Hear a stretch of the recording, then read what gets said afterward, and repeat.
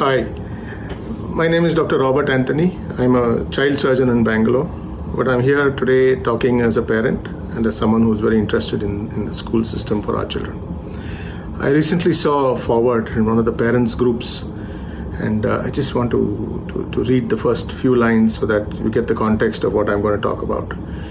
This is written by a parent with no name. It said that online classes by private schools has exposed the poor quality of teachers across the country.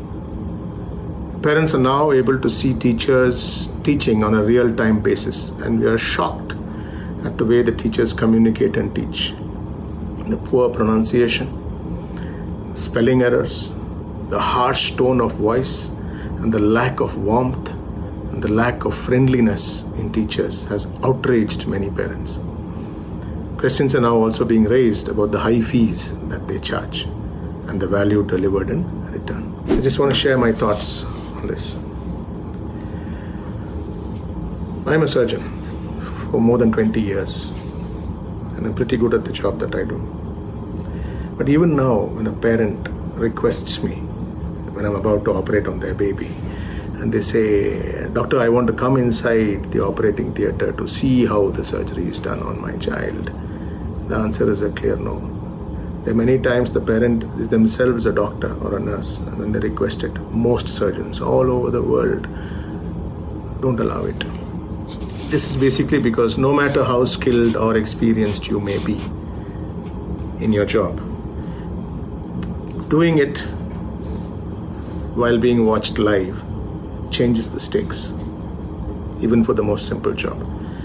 And as a parent, we teach our children at home in the evening for 1 or 2 hours, and teaching them one-on-one. I'm sure we're able to give a lot of warmth and keep a gentle voice and teach them as a one-on-one relationship. But even there, honestly, when I've tried it, I do end up raising my voice and being a little unfriendly to my child when he doesn't listen.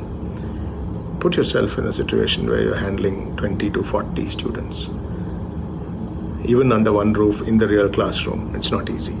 But they've learned how to handle that. And suddenly now, they're having to teach 20 to 40 children online, each child in their own home, and most children having a parent sitting next to them, and the teacher knowing that they're being watched by these teachers. It is a different world. I'm not making excuses for some of the teachers who you saw. But I'm saying let's not tar all our teachers with the lack of respect for them. As about the poor pronunciation, trust me, in most of these prestigious tuition centers which teach our older children for IIT or the NEET or the other exams, most of the highly sought teachers are not the ones with the best pronunciation. They're the ones who are able to give their concepts clear to the children. In fact, the children prefer to listen to them because they're able to learn much faster. Even in my own work situation, there are some doctors who are terrible in their pronunciation. Trust me, terrible. And they come across quite rude as well. But their work is excellent. At the end of the day, in some professions, it is the end result which matters, not the presentation. I'm not saying that it's an excuse, but let us be patient. And they are learning. And let's look at the whole picture which they're doing. Teachers in almost all the schools are generally trained professionals. If you have a doubt about their training, if you think that your school is employing untrained people, go check, double check, look for proof that they are trained. And they're trained in their subject, and they're trained in handling kids under one roof, under their direct supervision. They've not been trained in handling 40 children in different homes at a distance. Working from home comes naturally to some of your professions. It comes to the software people, it comes to maybe the call center people, or technical, financial people. It doesn't adapt itself to schools very easily or to hospitals very easily. I'm struggling. I'm doing online consultations now because of the corona period, and it's really hard. And I tell my patients, I said, look, I can do this much on a telephone session with you, but if I can't figure it out, I'll have to wait till you come back, and then I'll check again. And all I'm asking is, please don't put additional stress on these teachers who are learning. Some of them are not young and they've never done an online class before.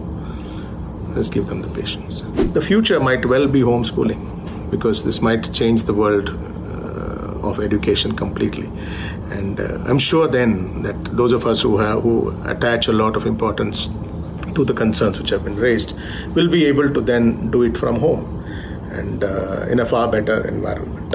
And you are completely at liberty to choose this in the future. For now, don't be in a hurry. Don't be harsh. And in fact, the government of India has already provided the platform for open schooling, the NIOS, which will facilitate this in case some parents do move on to this, and they might well do it. There was an attempt to link this poor performance, as you perceive it, to the high fees which are charged by the school managements. If you have a concern with the fees, take it up with the school managements, or take it up as a parent body with your school management together. I'm sure the concerns are legitimate, but please don't drag our teachers into the fee issue. They are not part of that problem. They are not part of that issue. In fact, in this country, teachers are generally not paid well, and we have to really hang our heads in shame sometime that compared to the Western world, teachers may not be treated as well in this country. And therefore, to link the high fees to the teacher's pronunciation is a bit harsh. We come from a country where teachers are respected greatly, and Guru Devo Bhava is what we learnt with. Corona probably is changing that, but I think that's because of the anxiety which everybody is facing. Our children are facing the anxiety. It's a world they've not understood at all, of not being able to go out or to meet their friends. They are in isolation at home without meeting their best friends and running on the field and getting their energy out. Our parents are under the same anxiety.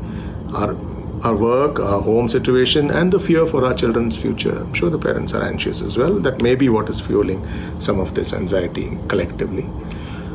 Our teachers also are at anxiety levels which are unparalleled before, because they are now learning to teach with every child having a parent like a helicopter hovering around the child. My honest suggestion, if your child is taking online classes, get them a headphone which shuts out the rest of the home environment. Let the child focus on the class. If you are next to the child throughout the lecture, your child is not going to focus on the class. He's also wondering what you're doing there. He's looking at your expressions, and if you hear something which you don't like and you shake your head in a disparaging moment, he will understand that, and he will also not pay respect to what he's learning.